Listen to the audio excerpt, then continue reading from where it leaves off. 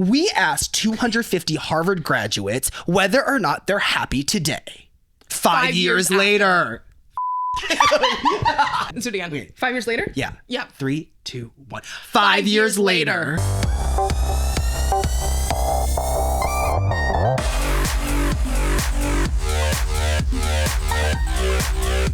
Okay, so I have my good friend Carrington here. Hi. Introduce yourself. Hi, I'm Carrington. I'm Eric's good friend. We went to our 5th year college reunion. We both graduated from college, from Harvard in 2020, Yep. peak pandemic. And we have been tasked, we were kind of elected. We were elected once upon a time. The first time, yes. But in most recent memory, I think we volunteered. We volunteered. Basically, we had the option to not do this, but I guess I like it. No, but somebody had to do it. Yeah, it had someone to be had to do done. it. And I feel like we suffer from the syndrome of like, what if I don't do it, then no one will. Yeah, and it is true that no one was going to do it. No, that's true. And it was really fun. It was really fun. One of the events that we were tasked with doing was this event, which we called 2020. I like how you did that like you were like smoking a J instead of sipping tea. That was not my intention. Why is it that we're doing this? One, a lot of people didn't come. We were set up in that this was at 10:45 a.m. the day after an open bar situation. Yeah. So there were a lot of people that didn't, but a lot of people did show up. A lot of people showed up. To their credit, we packed the room. We filled up an entire lecture hall. Well, by the middle of it because people were trailing in late. But we're excited to kind of give you a revamped version. So this is 2020 2.0. So do you like that? I love it. Okay. I love it. I didn't clear that with you first. No, I love it. Okay. Do we want to say anything else about reading? Did you have a good time? I loved it. Yeah. My main reflection, honestly, is like, one, I think like being back in the space, I was like, oh, there is so much growth I did here at college. And there was so much growth that could have literally never happened on campus and had to have happened outside. Do you know what I mean? Coming back to it and being back in the same scenario, I was like, oh, I don't need to keep up with some of the Joneses in this one. In college, it was very much like, oh, like, you know, maybe you should be attracted to this kind of person. Oh. Or like, maybe you should get this kind of job. Right. Or, and all those things are compounded on top of each other, you know what I mean? We're just so young in college that it's like, yeah, that shit is going to get to you and you are going to hop on the bandwagon and be like thrown around and not have a sense of individuality and get like tossed up in the sauce. And it's very easy to get caught up in that whatever. But it's all like, I don't know. I was like at this party where I was looking at all these people. I was like, you guys are exactly the same as you were. And maybe this is shady. But I'm like, you guys spill it. Wearing them same fits. Like, you know, going out with the same people, doing the same thing, doing the finance job. But also the people who did conform in that way were actually really chill at reunion. Yeah, that was the main 1000%. takeaway was like, actually people are way more well-adjusted. Yeah. People aren't as crazy anymore. Yeah. They're not constantly comparing to each other. And and we're going to get into this. Yeah. Most people were happy. Yeah. Nobody was competitive with each other. Nobody was doing who's doing what, who's doing whatever. It was honestly just like, and it felt really good also to be like, oh my God, that is so exciting that this person's doing this. I feel like I can really genuinely say that in the past 5 years, I have grown more than the previous 4 years, like in college. Which I didn't know if when I was like 2-3 years out, I didn't thought it was going to be the case. But the thing is like when you go to college, like you are actually incentivized to capitalize or to really beef up the version of yourself that got into college or was in high school. But now it's like, actually, you finally get to be different and actually branch out and not just like force yourself to be the same person, but on steroids. No, I love that. Really? And then we all got to celebrate and dance and it was super fun. So people good. were being way more fun than expected. It was so good. The playlist was very, people were saying millennial wedding. Very true. Very true. Wait, but they did play Abracadabra. Right, which I requested. Right. Before that, we had this event. So should we just like dive into it? Let's go. We're going to be presenting something that we have presented, but kind of build off of it. Yeah. Okay. And we'll make it for digital as opposed to live We'll make it for digital. Yeah. That's so true. Okay. Begin? Yes.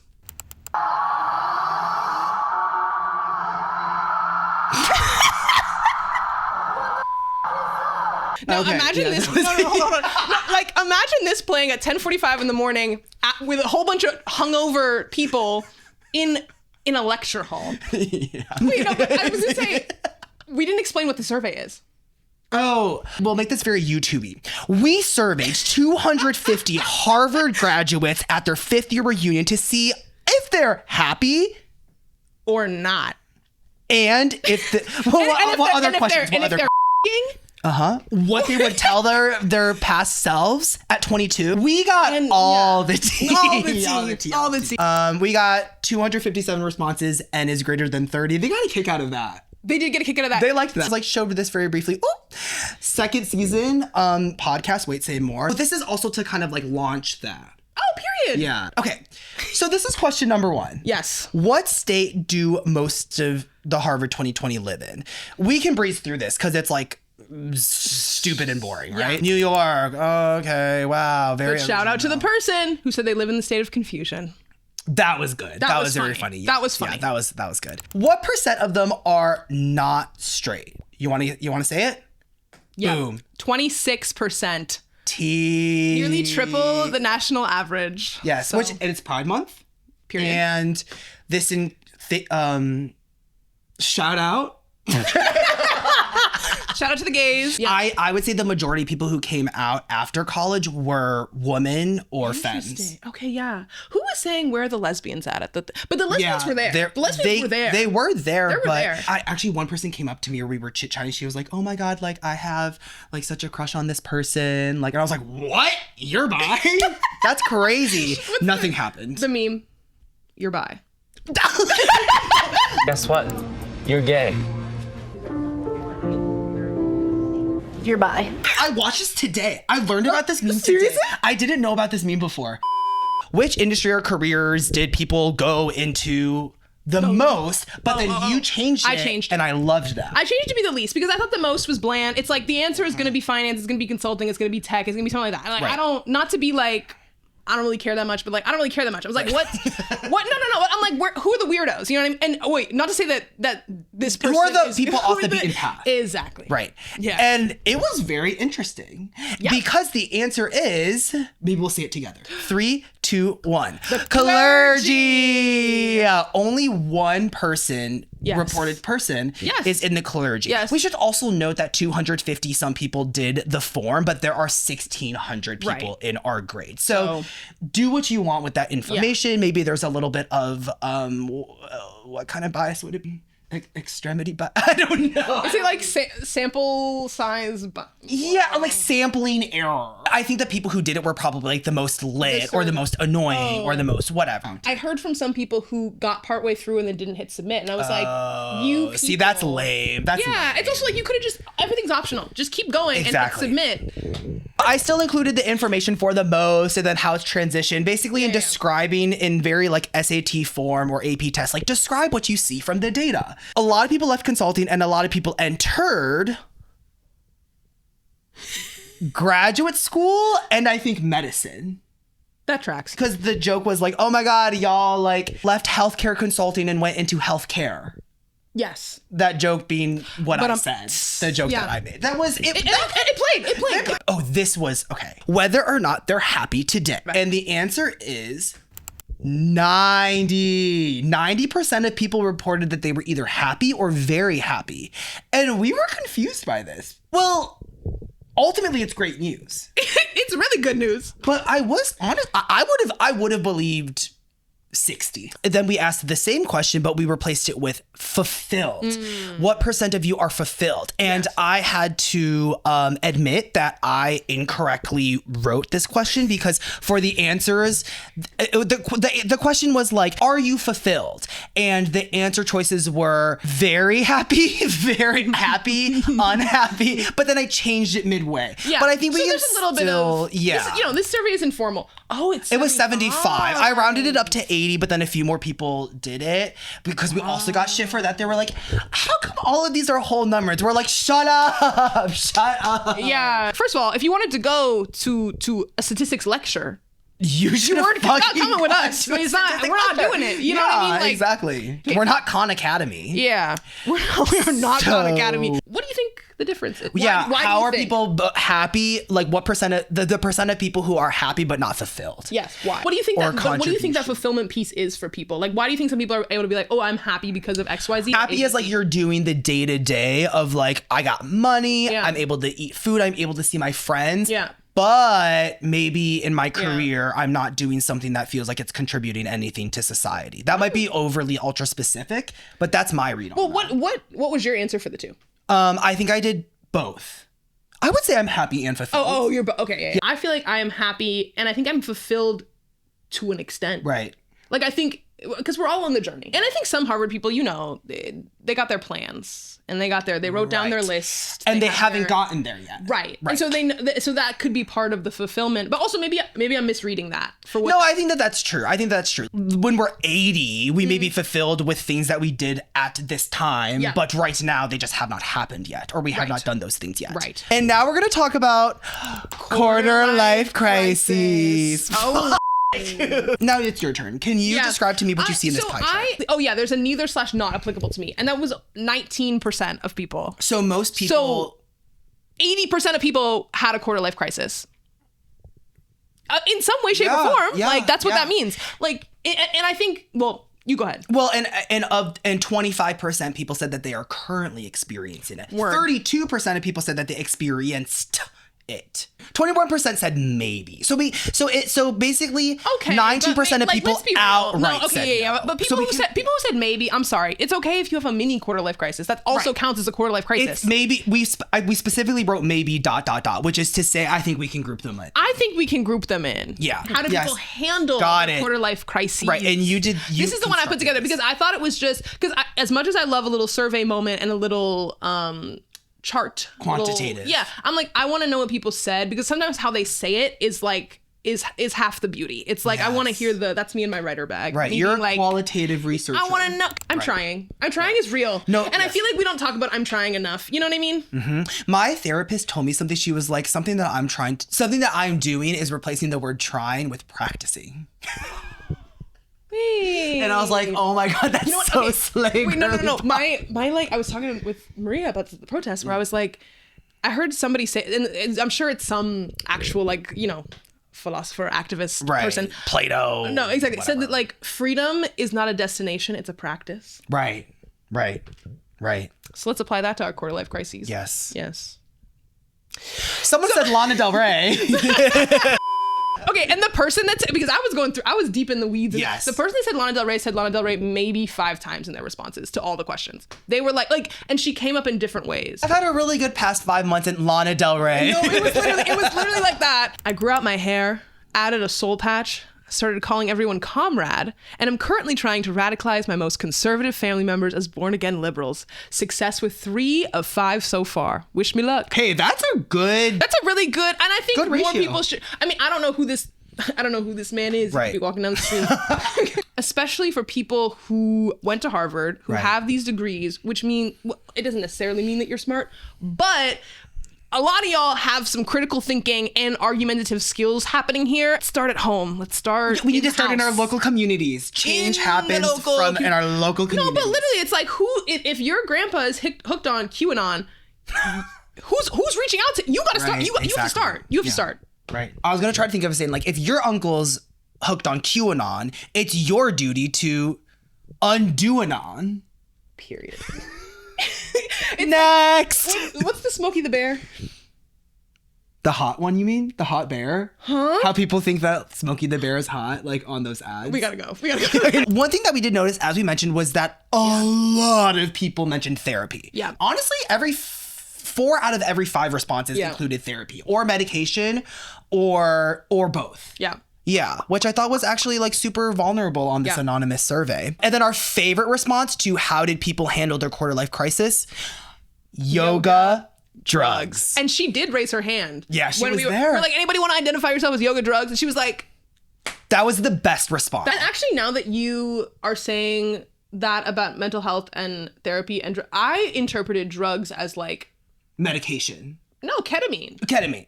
Like drugs. Yeah, I think that's how it's. Oh, okay. I don't think it's medication. I think she means like yoga and ketamine. Right. Yeah. Okay. Yeah. What are the graduates most grateful for? Surprise, surprise.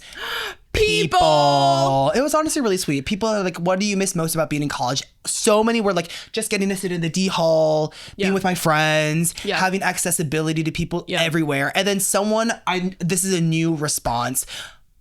I'm like, what the does that mean? Did you Google it? Propinquity. Did you Google it? What does it mean? Propinquity means the state of being close to someone or something, proximity, or close kinship. Which is like, why didn't you just use the word proximity? But I will be incorporating this into my vernacular. I was literally just going to say, I'm going to get this tattooed on my ass. Because this is what I want always. If we're being real, right before reunion, I went to like hang out with all my high school friends, and then I went to college reunion, and then I had a bachelorette party, and then I came home. That's propinquity. That was literally, I came home and the next day was like, I have friendship withdrawal. I have anxiety. I have sadness. I have bad things. I don't know. I was I want to be around my friends all the time. I was like, I remember when I was going to reunion, getting off the T. As I was walking, I was like, oh, I bet this is a longer walk than I remember, and I'm gonna be lugging my shit. Whatever. And I literally was like, oh no, we actually lived in that walkable of a community. Yes, you got off the T and you were home in under 5 minutes. It was and then all of your friends were 30 seconds away from you. Now living in Los Angeles, like you are blessed if you are 15 minutes away from anything. Driving. That's another example of how, when you're out, when you're not a college student anymore, you really do realize how good you had it. And it's sad. Imagine how many problems would be fixed by living in a walkable community. And there's literature. There's literature about this. Let's get in that. Let's read the literature. Maybe we'll do another episode. Walkable community, third spaces. Yes. So, speaking of a person, now we have Claire's speech. Basically, she crushed it. She really crushed it. Like, people thought that she was like a comedy girl, but she's not. That's fun. I thought she was. I was like, oh, she's doing her comedy. Type 5. No. Out being a member of a final club, in being a member of Equinox. It costs a lot of money. It's very dark inside. At minimum, you're taking a picture so everyone knows you were there. Out, data match. In, TurboTax. The 14th of February in college is actually a lot more like the 14th of April as an adult, where a website reveals a surprise result, either fantastic or disappointing, and you start to think, would I be better off if I was already married? What I was going to say is that this is one of the beautiful things about Harvard is that there's so many multi-talented people who are like really, really good at something and secretly also really, really good at some other thing that's over there. Right. Before I would look down upon people who are like, oh, but you're funny. Like, you're so funny. Like, do that. But it's like actually kind of a flex for the people who like have these secret talents and aren't pursuing it for their real life. Yeah. And that's that on that. And that's that on that. Mic drop. We asked a question about sleep. Yes. Which was like, how many hours of sleep do you sleep a night on average? Yeah. And this was the lowest bar of like less than 5 hours of sleep per night. I think it was like over 12 was on the top end. And it had the range in between. Most people are getting good sleep. Most people are getting like 7 to 8 hours, it seems like. Okay, but let's talk about, are 7 to 8 hours enough? I want to start there. For me, it's not. Of the people who self-reported that they slept less than 5 hours per night, what do they all have in common? People said, like, they all work in finance. Yeah, someone was they all work in finance. Or they have kids. Who here has kids? They're not here right now. It says any off-the-wall guesses. Like, those make sense. Yeah, get on crazy, guys. But the correct answer is... they're all conservative. They are. People were gagged. No, it was actually people were gagged. When I found this in the spreadsheet, I was like, imagine if Trumpism is healed when bitches got sleep. Whoa. Imagine if it's that. All of them were conservative. So all of the what? 9? All of the people who were sleeping less than 5 hours. How many people said that? Like, not that many. But still, again, but how many? 3. But could it also be, what is it called? When confounding, revert. Like X causes Y, but in reality it's Y causes X. Oh, like causal. Reverse causality. Reverse causality. There it is. But what would that mean for people? That conservative people sleep less, or people that sleep less are conservative is the question. Right. I'm saying because people aren't getting sleep, they're not getting enough rest to rest up the brain, to think clearly, and therefore... Right. And alternatively, one thing that you could say is if you don't get sleep, you're going to be ugly and conservative. Oh, well... I didn't say that. But hold on. But separately, it is true if you don't get sleep that it's called beauty rest for a reason. That's what you're saying. Okay, yeah. I'm like, you need to be rested up. So we're not saying... There's a lot of things we're not saying. Right. Anyway, moving on. Oh, and this is just a showcase because everyone's like, oh my God, like Harvard's an overly liberal place and we need to give more like First Amendment rights to conservative people. Let's get into this because I've been doing college essay coaching on the side. And so I've got a lot of little children it's so fun. Oh, okay, good. I'm sorry. I love my children. I love them. No. Because we have fun and we get into it and we talk about their lives. And stuff. But what gets talked about a lot is the good roommate metric. All these colleges are like trying to find children that pass the good roommate metric, which is just like being a good human metric. Like, right. Can you sit down with somebody who has different views from you and had a different upbringing and like get along? So I think to a certain extent, maybe that's also part of the open-minded piece. Yes, I think so too. Do you know what I mean? I think so too. And obviously you can make the other argument like, oh, we need to hear more both sides. There's a lot of liberal people who are very like not that's true. tolerant. That's true too. There are a lot of people who are liberal and also not open-minded to other... Right. But I will say what I loved about my college education was how many people did come from different kinds of backgrounds and how we would actually sit down and discourse. Yeah. So we blame class of 2019 for putting that question on the survey. And us we just took for it. including it. This one's about money. Surprise, surprise. A lot of Harvard grads make a lot of money. I identify. I have something to say about this because I'm in the broke bitch category here of like the last 2 years, I'll put it on the record. Last 2 years I made $30K each year. So and you were living in France, which meant that it carried over more. Yeah, so I could live on the 30K. I came back here. I can't live on the 30K. Yeah. So one of my friends, we have the same degree with the same thing on it. And she dead ass was making 10 times more than me. Yeah. And that is something that's like, is a little bit of a tough pill to swallow. I agree. Like, I'm sorry, 16.3% make, wait, is that right? Am I reading that right? 16% make over 240K. Batshit. Okay, so now we get to the portion where we're going to talk about SEGGS. Gross. Disgusting. 40% said 1 to 2 days a week. 20% is like 1 to 2 days a month. Yeah. During the actual event, I was like, liars. Maybe I am just like... more sexual? No, I was going to say the opposite of like not having as much. I'm going to say it. Some of the numbers I was like, really? Like people are having more sex than you would think. Way more. Yeah. Especially because, you know, the famous Harvard stat of like 25% of Harvard grads, like when they graduate, are still virgins. Are virgins. So you're telling me 5 years out of grad, 40% of people, like something's not adding up. And we were just in the COVID where nobody was seeing anybody. Yeah, but people were still having a lot of sex though. Another thing that we also discovered is that a lot of people are actually married or engaged or in committed relationships. There were a couple people in there though that like in the responses were married, engaged, having sex 1 to 12 days a year. Oh. Honestly, virginity, underrated. Well, I don't know. I got some friends who are virgins and I'm like, okay. Wait. Run this back. What's the commentary? My only commentary is that there's no need to feel shame if you're a virgin. Oh, word. Like, it's like, it'll happen when it happens if you want it to happen. Absolutely. Yeah. Yeah. It's like diminishing marginal returns where it's like your first time to second time is like cool, but then you're like 300th to 301st time. It's like, you didn't need all of that.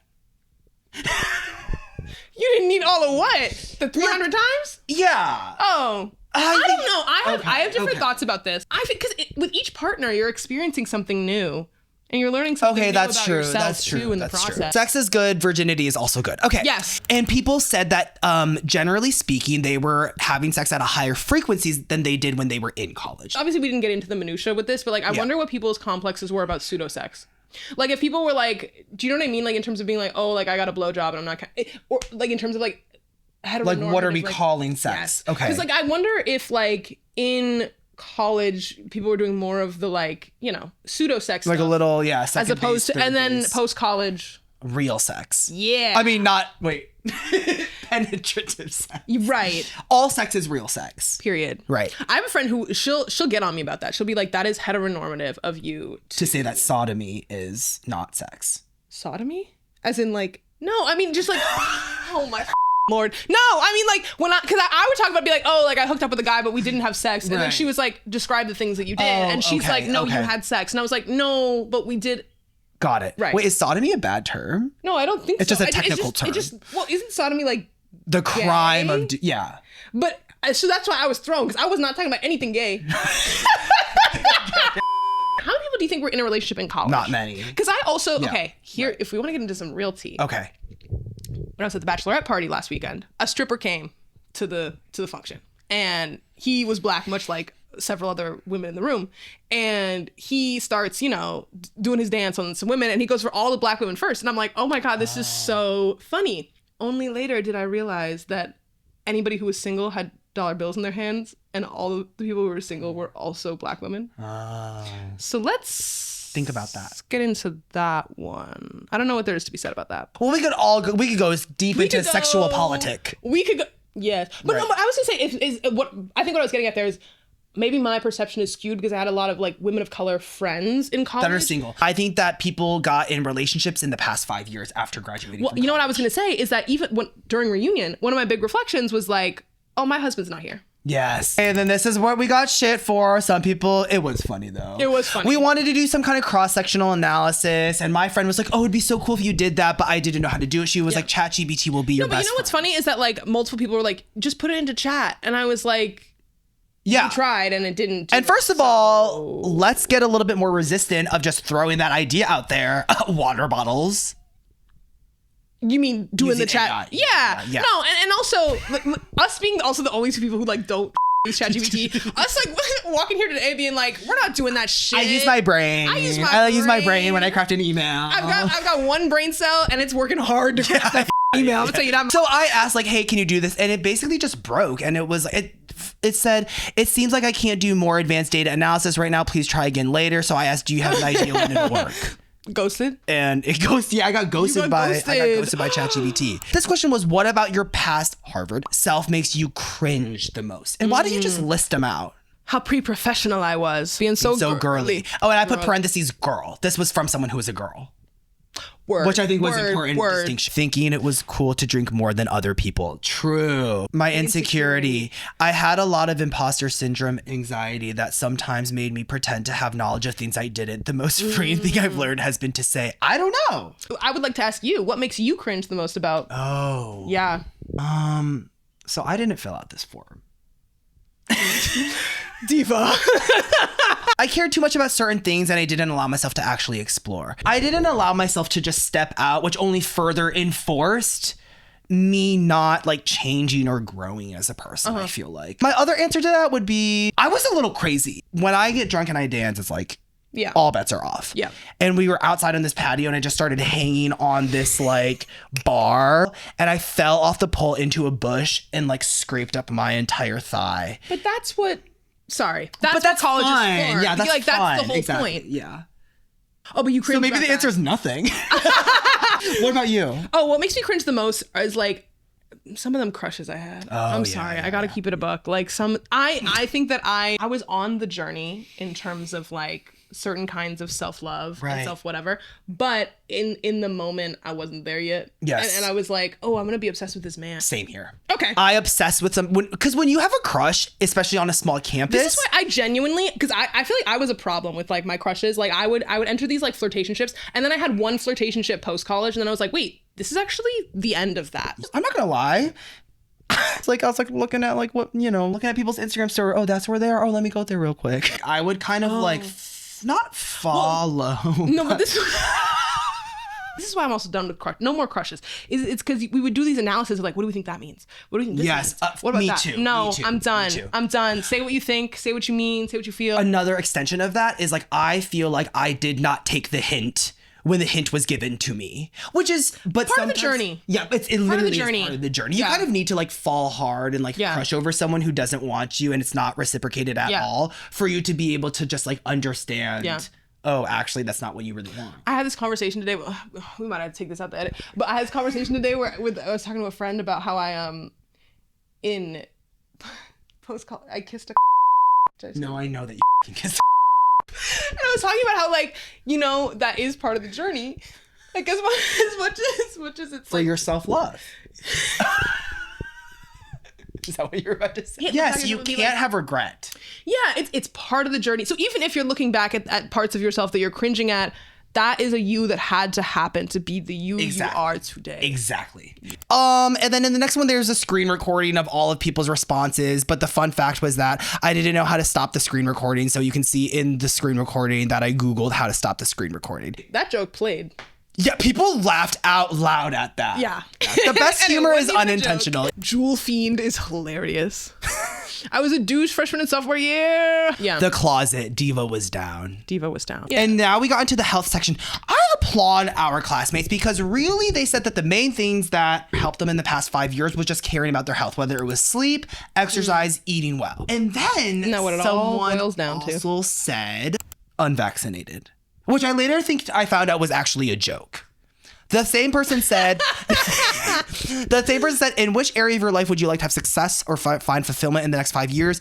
They said, marry and reproduce. That got a mixed reaction from the crowd, don't you think? No, because I think also people were like, we're putting someone in the town square and we're hanging them up. Oh yeah, because then we started looking at their responses. Well, it's kind of when you put two responses like that back to back, someone's in the town square. Right, someone's in the town square. Because this question is, what do you wish you knew at 22? Life is so short, time is infinite. Oh, that's interesting because people actually those are two opposite responses actually. Men's prefrontal cortexes don't develop until 26. Learn how to say no and not care. Mm-hmm. If you think you're just bad at saying no, you're not. You're actually great at saying no to yourself. Period.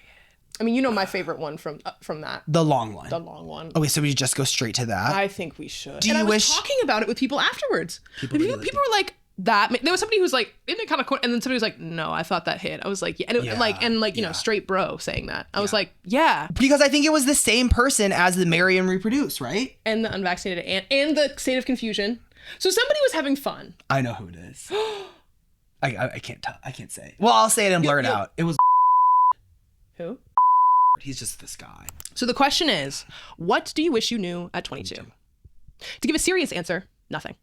I've loved all of the joys and triumphs and pain and loss and uncertainty and clarity of the last 5 years. Life is a wonderful thing to live, and I wouldn't want to ruin the surprise of it all. The moment you think you understand life, everything seems to change underneath you. The intermingling and complexity and contrast are without a doubt what create the fullness and irreducibility. I also stumbled over that of life. Yeah. In the last 5 years, I've learned that cancer and dementia will break you into a million pieces if you let them. And if you try to look for answers, they will never, ever come. I've learned that death can be beautiful and merciful. I've learned that you're never too old for your parents to get divorced. I've learned that sometimes you are the most stable person in your life. I've learned that you're never safe or immune or free from addiction. I've learned that simple joys and the satisfaction of the sublime are what make awful days still worth the experience. I've learned that it is completely okay if you have no home. It means that home can be anywhere, or that home is not essential to making you quintessentially yourself. Quintessentially yourself. Sorry. I've reclaimed from a legion of despicable Christians before men. Charlatans.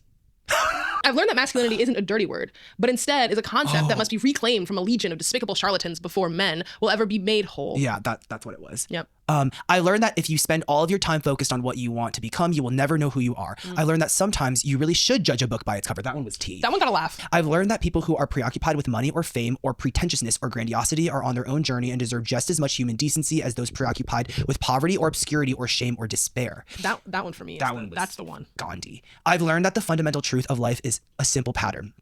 Uncertainty, emotion, recognition, contemplation, resolution, certainty, repeat. It's a wonderful pattern. Finding it was all of the fun. I won't ruin it, nor could I if I even tried. As my dearest friend once said, we can never choose the moment at which something becomes profound to someone else. That includes our own dialogue with ourselves, to include my 22-year-old self or my, God willing, 82-year-old self. Ralph Waldo Emerson in the house. Like, think about how many beautiful thoughts and profound things people have to say in life that never get documented, and then we just go on. And now we have a Google Sheet. Bitch. So the last question is, in which area of your life would you like to have success or find fulfillment in the next 5 years? Now, 34% said one response, but on the chart, it looks like it's the color, like the blue is a different shade of blue. So it looked like 34% of people said religious or spiritual focus. And my friends saw that and they were like, that's so shocking. But it turns out that blue is actually just career. And that's on brand. So that makes sense. Yep, that tracks. And then what's the next most? Is it community and public service? So it's not community and public service. It's got to be like relationships, right? Should we go look at it? Okay, basically, turns out most people are very concerned with their careers. But And then that concludes it. Yes. This was fun. I love to yap with you. Yeah, this is good. I think that we did. I think this was fun. Do you ever end with a question for folks to reflect on? Well, why don't you do it? Somebody who went to reunion last year did a little reflection on it, and he was like, I wished I asked people less questions that I could find answers to on LinkedIn and more questions that I just couldn't. You know, things that the deeper ones. Real stuff. So my question of the weekend was, what surprised you the most about the last 5 years? What surprised you over the last 5 years? I'm surprised with how things have turned out because they deviated from my dreams. You know, I thought I wanted to be like an actor or a comedian. And I'm doing something kind of different. Yeah. Even though like the thing that I set my mind to and my whole self to for a little bit did not happen, I think I'm better off because of it. So that surprised me. I love that. What about you? I feel like, and this is a new thing. So it's a half-baked thought. It's a half-baked thing. It's just half-baked. It's a half-baked. But it's like, I think I'm surprised by how much I contain multitudes. I am someone who has done a lot of different careers. I think on a resume, it's confusing that I worked in tech and that I worked in politics and I worked in entertainment. It's confusing. But I think what I didn't realize this is a new surprising thing that I think has been brought on by all this reflection is like, well, why can't I be multiple of these things at the same time? Right. I think we should all embrace being multi-hyphenates when we can. Yeah. Whatever that means. Yeah. And I love that. This is the preseason. Of wait. This is the pre. Oh. We're at the pre's. Like pregame. Okay. This is the pregame. This is the pre's. Yeah. For Wait, Say More. A show for the existential millennial. We're serving a little bit of what we gave you here today. Period. So if you want to continue the journey and the conversation. Do you have guests lined up? Can we tease? Yes. I will say them. Tease. We got guests like Sabrina Wu. We got guests like Milky Tran. We got guests like my model baddie best friend Maureen Tang. Period. Freddie Chanel. Ooh. Sam O. Pretty stacked, right? No, it's actually stacked. Okay. Yeah. So we'll see you there. Okay, thanks. We hope you like this. Bye.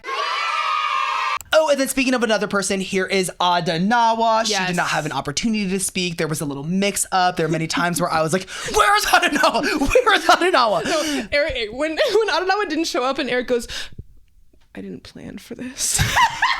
Now, she is so excited to give you her speech virtually. Period.